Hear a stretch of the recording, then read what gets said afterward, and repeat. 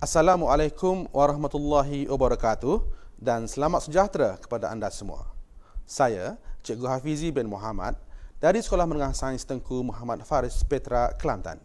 Doa saya agar anda semua berada dalam keadaan sihat dan semakin bersedia untuk menghadapi peperiksaan tidak lama lagi. Hari ini kita akan mengingat semula secara ringkas berkenaan dengan topik asid dan base. Dan kita juga akan membincangkan beberapa contoh soalan bahagian B dalam kertas soalan peperiksaan kimia SPM. Baiklah, cuba anda semua ingat kembali apakah yang dimaksudkan dengan asid. Asid ialah bahan kimia yang mengion dalam air untuk menghasilkan ion hidrogen H positif. Sebagai contohnya, apabila gas hidrogen klorida dilarutkan dalam air, molekulnya akan mengion menghasilkan ion hidrogen H positif dan ion klorida Cl negatif. Sebenarnya, ion hidrogen H positif yang terhasil itu berpadu dengan molekul air untuk membentuk ion hidroksonium H3O positif. Namun begitu, walaupun ion hidroksonium ialah ion sebenar yang wujud dalam larutan aqueous, namun untuk memudahkan penerangan, kita sering menggunakan ion hidrogen untuk mewakili ion hidroksonium. Baik. Apakah sebenarnya definisi alkali? Alkali ialah bahan kimia yang mengion dalam air untuk menghasilkan ion hidroksida OH negatif. Sebagai contohnya, apa yang berlaku kepada molekul amonia apabila gas amonia dilarutkan dalam air? Mengapa amonia aqueous yang terhasil itu merupakan satu alkali? Baiklah, sila perhatikan pembentukan ion hidroksida yang ditunjukkan ini. Gas amonia larut dalam air membentuk ion amonium NH4 positif dan ion hidroksida OH negatif. Ia jelas menunjukkan amonia aqueous yang terhasil ialah suatu alkali kerana molekul amonia mengalami pengionan separa untuk menghasilkan ion hidroksida OH negatif.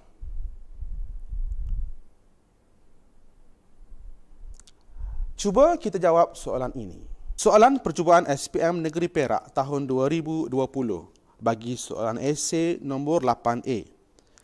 Dengan menggunakan contoh yang sesuai, terangkan apakah yang dimaksudkan dengan asid dan alkali. Dua tugasan yang perlu anda selesaikan di sini ialah, pertama, memberikan contoh, dan yang kedua, memberikan maksud yang tepat kepada asid dan alkali. Untuk itu, untuk mendapatkan 4 markah dengan penuh, dengan memberikan satu contoh asid yang sesuai seperti ini, asid hidroklorik, dan memberikan definisi kepada asid iaitu asid ialah bahan kimia yang mengion dalam air untuk menghasilkan ion hidrogen H+. Seterusnya, contoh alkali ialah natrium hidroksida. Dan definisi kepada alkali ialah bahan kimia yang mengion dalam air untuk menghasilkan ion hidroksida. Dengan menjawab soalan seperti ini, anda semua akan mendapat markah penuh iaitu 4 daripada 4.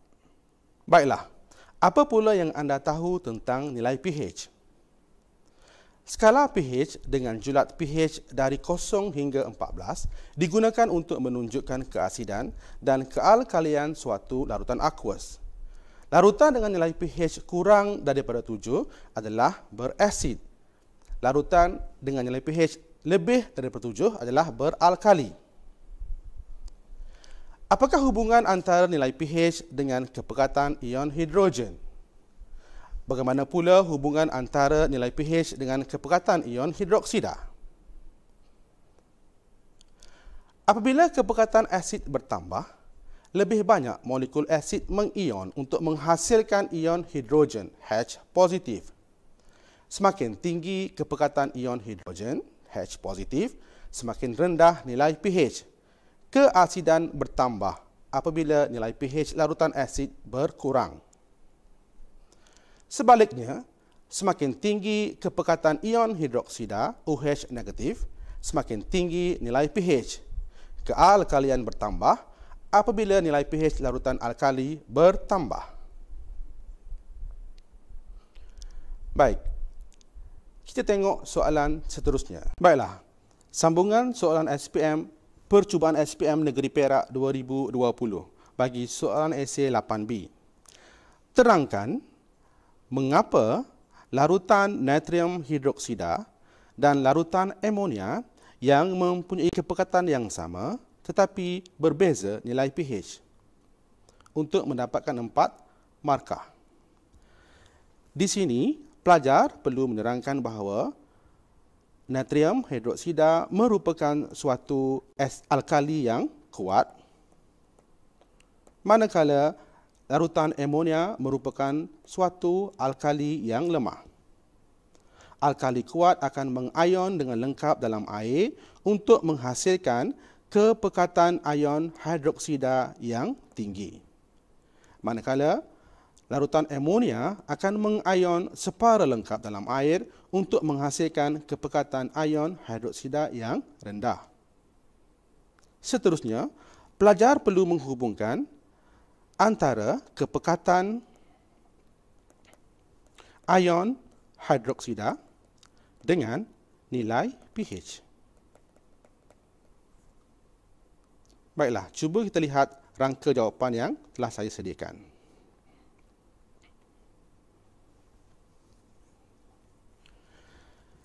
Natrium hidroksida ialah alkali kuat, mengion lengkap dalam air, menghasilkan kepekatan ion hidroksida yang tinggi.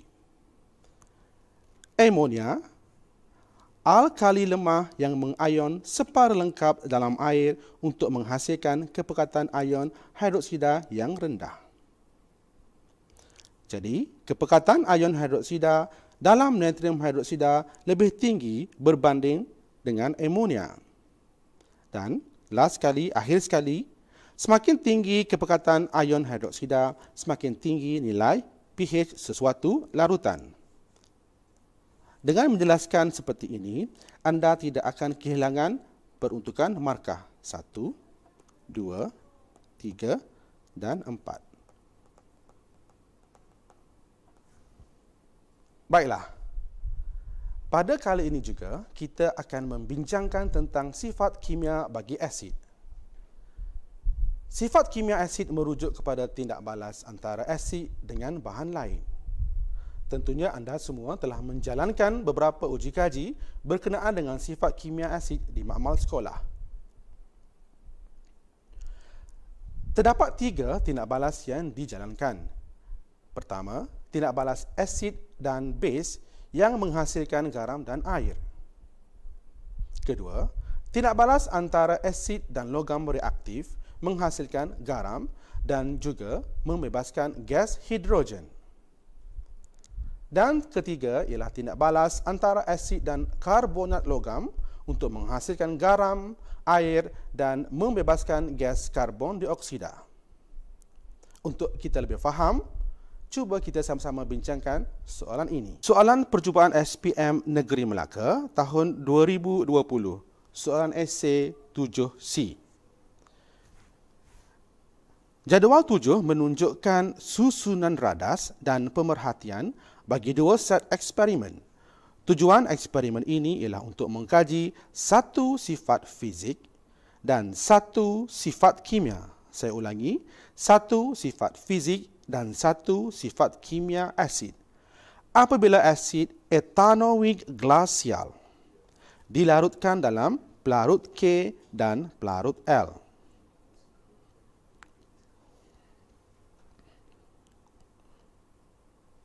Untuk set yang pertama, asid etanoik glasial digunakan untuk melihat kekondaksian elektrik. Dan yang kedua, asid etanoik glasial digunakan untuk melihat kekondaksian dalam pelarut L. Didapati bahawa dalam pelarut K, mentol menyala. Dan dalam pelarut L, mentol tidak menyala. Untuk set pertama ini, soalan menunjukkan uji kaji tentang sifat fizik bagi asid. Seterusnya, di set yang kedua, asid etanoik glasial diletakkan dalam pelarut K dan ditambahkan dengan ketulan kalsium karbonat. Didapati bahawa terdapat gas yang tidak berwarna terbebas dan gas itu akan mengeruhkan air kapur. Manakala apabila asid etanoik glasial diletakkan dalam pelarut K dan ditambah dengan kalsium karbonat, tiada sebarang perubahan diperhatikan.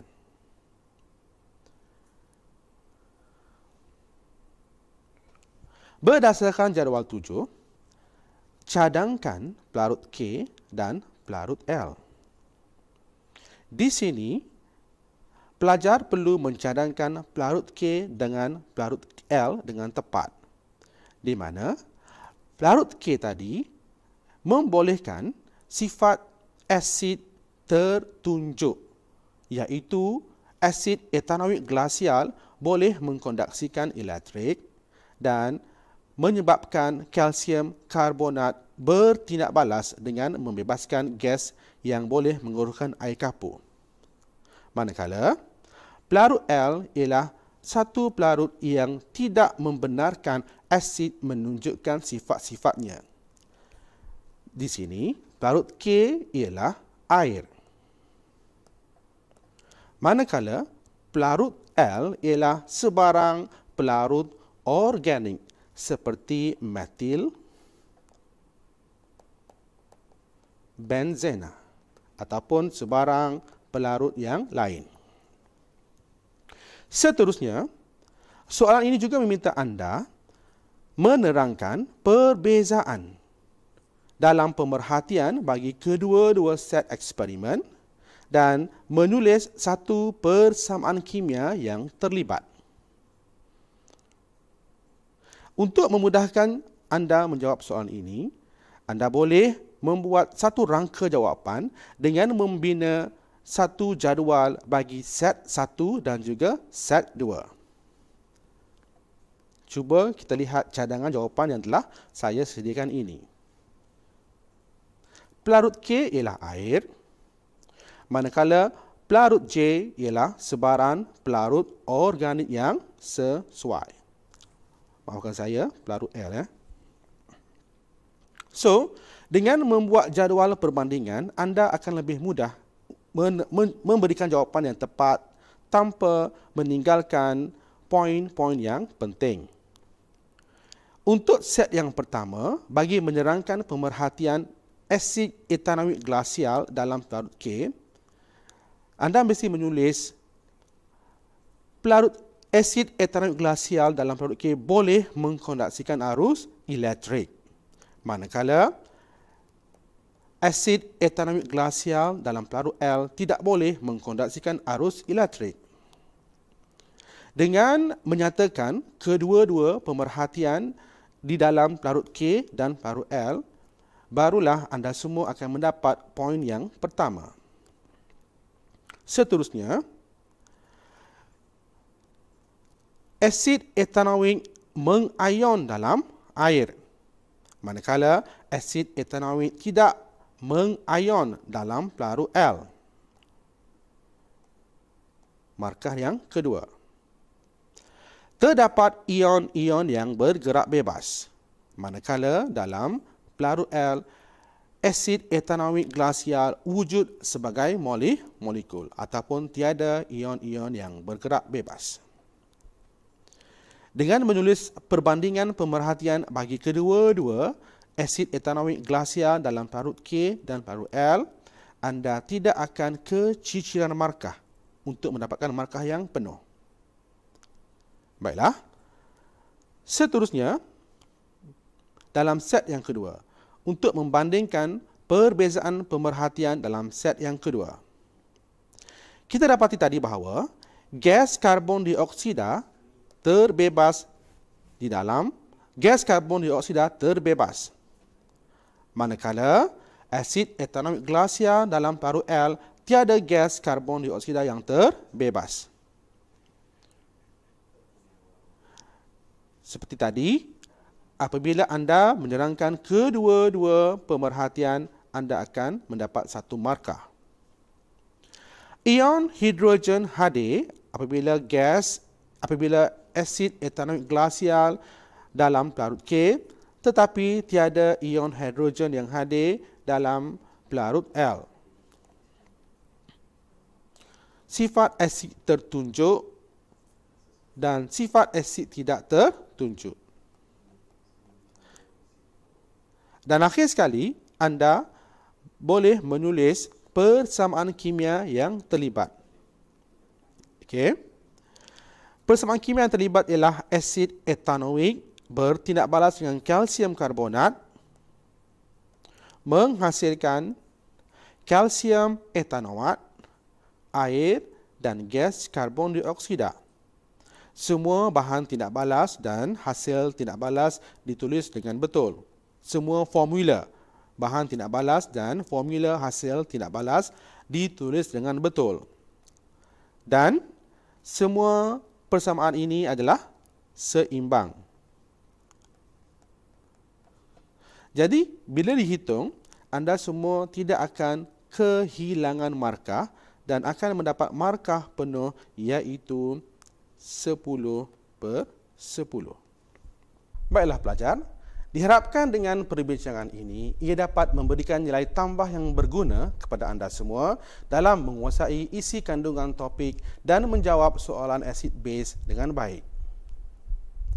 Saya ucapkan selamat maju jaya di mana jua anda berada dan sehingga berjumpa lagi di lain waktu. Sekian, terima kasih.